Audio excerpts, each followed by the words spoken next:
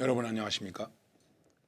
기도의 용기에 대해서 말씀을 드리면서 예수님께서 우리에게 가르쳐 주신 기도를 통해서 우리들이 우리의 기도의 모습들을 살펴보고 있습니다.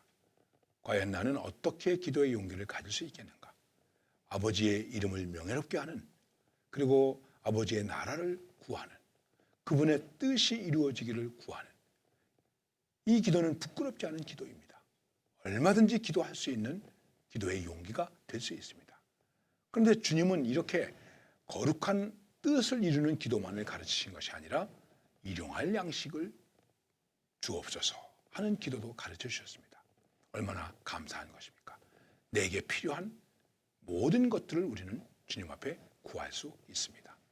그런데 이제 그 기도 속에서 조금 더 주님께서 우리에게 가르쳐 주신 기도가 무엇이겠습니까? 그것은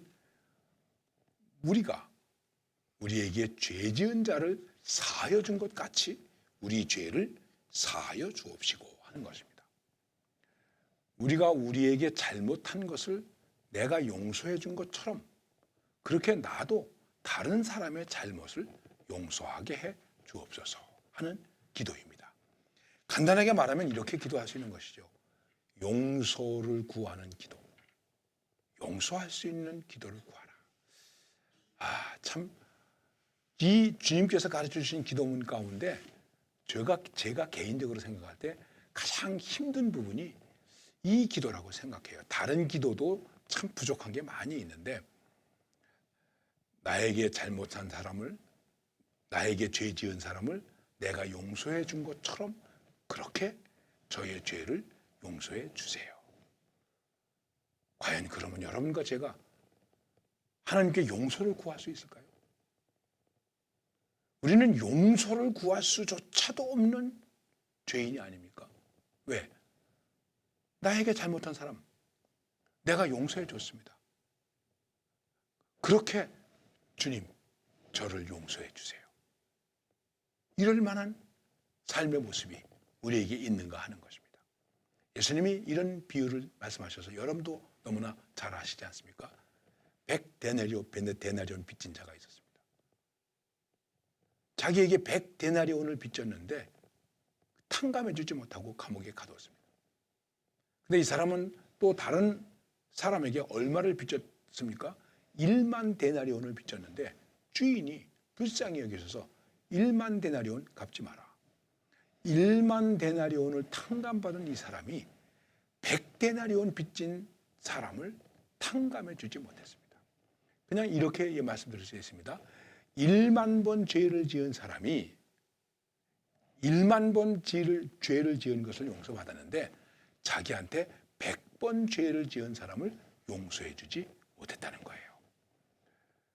자, 저는 숫자는 잘 모르겠습니다만은 그 1데나리온이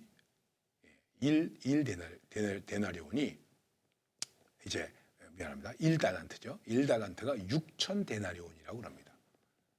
그럼 100데나리온하고 1달란트하고는 비교가 되겠습니까?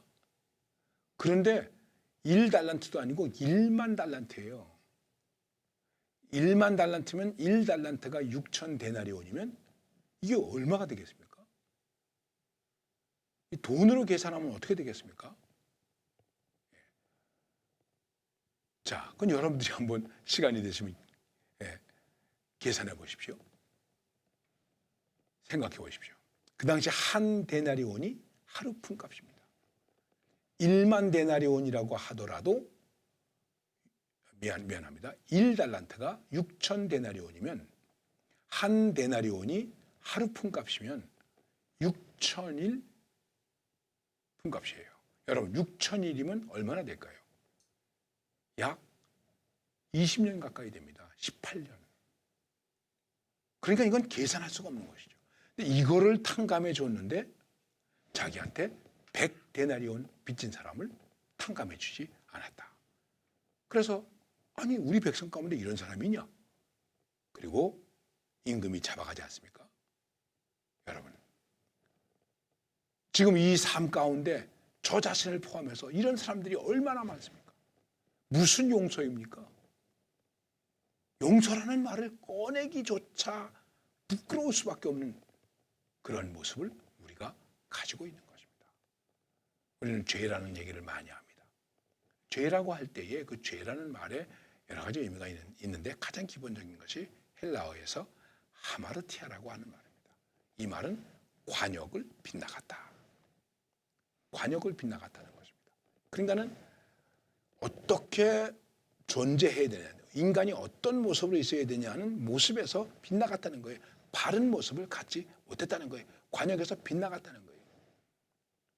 우리는 바르게 존재해야 되는데 빗나가면 어떻게 되겠습니까? 그게 죄라는 것이죠. 그리고 또 뭐라고 말을 하고 있냐면 파라바시스. 파라바시스라고 하는 말이 있는데 파라바시스라고 하는 말은 밟고 넘어가다. 경계를 밟고 넘어가는 거예요. 선과 악이 있는데 밟고 넘어가서 악으로 넘어가는 거예요. 선이라고 하는 이 선에 머물러 있지를 못하고 이걸 밟고 넘어가는 거예요. 그러면 법을 어기게 되는 것이죠. 그렇게 죄를 짓죠. 그러면서 이 죄라고 하는 말 속에서 어떤 말이 있냐면은 페랍토마라고 하는 말이 있는데 이 말은 미끄러져 들어가요. 감정적으로 자제하지 못해서 미끄러져 들어갑니다. 모함직도 하고 모금직도 하고 지혜롭게 할 만하기도 그래서 내가 스스로 미끄러져 들어갑니다. 자기를 제어하지 못합니다. 그래서 저 뻔히 알면서 이게 잘못된 것인 줄 뻔히 알면서도 스르르 미끄러 들어가서 죄를 범하는 일들이 많이 있다고 하는 것입니다. 그 다음에 네 번째는 아노마이라고 하는 말이 있습니다. 미안합니다. 아노미아라고 하는 것인데 이 말은 정말 불법이라고 하는 말입니다. 근데 불법이라는 말을 많이 쓰고 있죠. 범법자, 불법자. 이거는 법인데 이거를 지키지 않고 그냥 무시했다는 거예요. 이런 걸 뭐라고 말하는 거죠?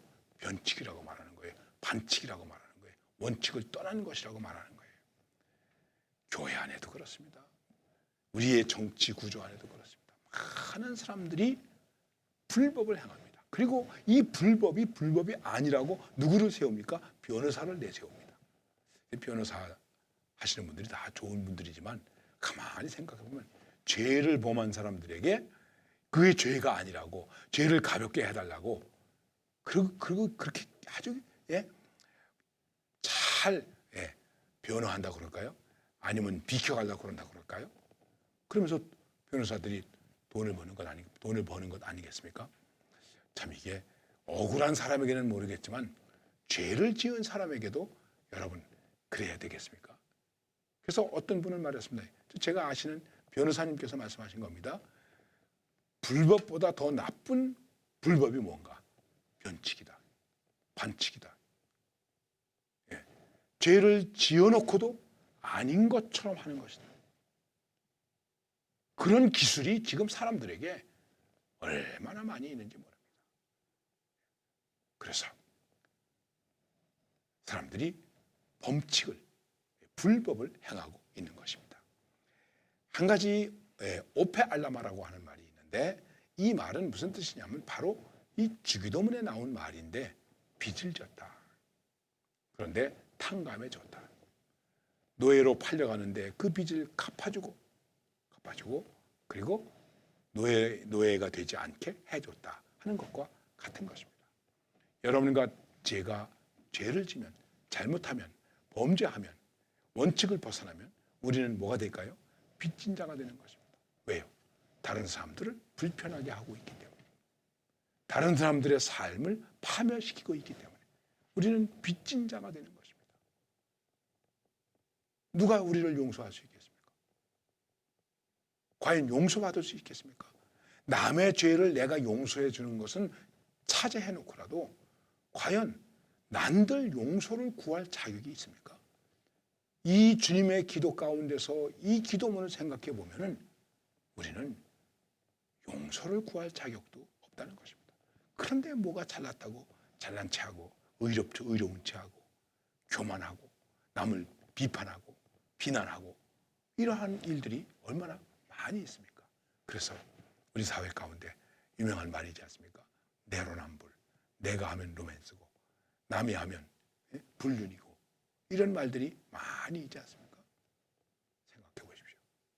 우리는 이 말씀 앞에서 오늘 깊이 생각해야 됩니다. 그러면서 우리가 스스로 생각해야 될 부분이 있습니다. 그것이 무엇이냐면 우리는 서로를 용서 이전에 이해하도록 애써야 됩니다. 자기를 훈련해야 됩니다. 에이, 나쁜 놈, 이 죽일 놈, 우리 그럴 수 있습니다. 그러나 그 전에 나도 이렇게 범죄할 수 있는 사람이지, 범죄한 사람이지, 어떻게 해서 이렇게 죄를 짓게 되었을까? 서로 인간이 신앙 안에서 이해할 수 있는 그러한 훈련을 우리 스스로에게 해야 된다고 하는 것입니다. 그 다음에 또 한 가지는 잊어버리는 훈련을 해야 됩니다. 이게 무슨 말이겠습니까? 남이 나에게 잘못한 것을 빨리 잊어버려야 됩니다. 그래야 용서할 수 있습니다. 은혜는 잊어버리지 말아야 됩니다. 은혜는 잊어버리지 말아야 됩니다. 그러나 남이 나에게 실수한 것에 대해서는 빨리 잊어버리세요. 네가 그랬지? 네가 내 눈에서 눈물 나게 했지? 내 눈에서는 피눈물 날 거야. 그러고 살면 되겠습니까? 용서가 되지 않죠. 이거는 도저히 용서할 수 없어. 내 눈에 흙이 들어갈 때까지는 나는 용서 못해. 여러분, 그런 아픔과 상처가 우리에게 있습니다. 많은 그것은 주님께서 우리에게 기도를 가르쳐 주셨는데 그 기도의 말씀과 비춰볼 때 우리가 그렇게 살 수는 없다는 것입니다. 그리고 그 다음에 우리는 사랑할 수 있도록 용서할 수 있도록 훈련해야 됩니다. 안 됩니다. 힘듭니다. 이가 갈립니다. 한이 맺혀 있습니다. 가슴이 아픕니다. 그럴 수 없지. 방금 전에 말씀드린 것처럼 내 눈에 흙이 들어갈 때까지는 할 수 없어. 여러분 그렇지 않겠습니까? 내 아들을 죽게 한 사람을 어떻게 용서하겠습니까? 저도 용서 못할 것 같아요. 그래도 사랑하도록 훈련해야 됩니다. 용서할 수 있도록 훈련해야 됩니다. 참고 그래도 용서하고 그래도 이해하고 그래도 받아들이고 이러한 훈련이 우리 자신에게 필요하다는 것입니다. 바로 이것을 보여준 것이 무엇입니까? 십자가의 사랑입니다.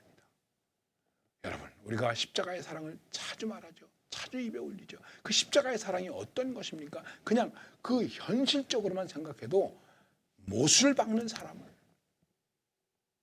용서하는 것입니다. 어떻게 용서합니까? 저들이 하는 것을 모릅니다. 예, 잊어버리는 겁니다. 너 그랬지? 잊을 수가 없어. 그러니까 한 맺히게 되겠죠. 우리나라 사람들은 한이 많다고 그래요. 한 많은 이 세상 이렇게 말하지 않습니까? 그래도 우리는 이 기도를 생각하면서 용기를 가져야 됩니다. 이해할 수 있고 그리고 용서할 수 있고 사랑할 수 있고 그 다음에 이런 것을 잊어버려서 사랑과 용서로 살아갈 수 있는 그러한 삶을 만들어내는 것. 그것이 기도하는 사람이 가져야 하는 바른 삶의 태도라고 말할 수 있는 것입니다. 그리고 그것이 우리에게 있어서 진정한 승리가 되는 것입니다. 또한 십자가의 사랑을 보여주는 것이 되는 것입니다. 감사합니다.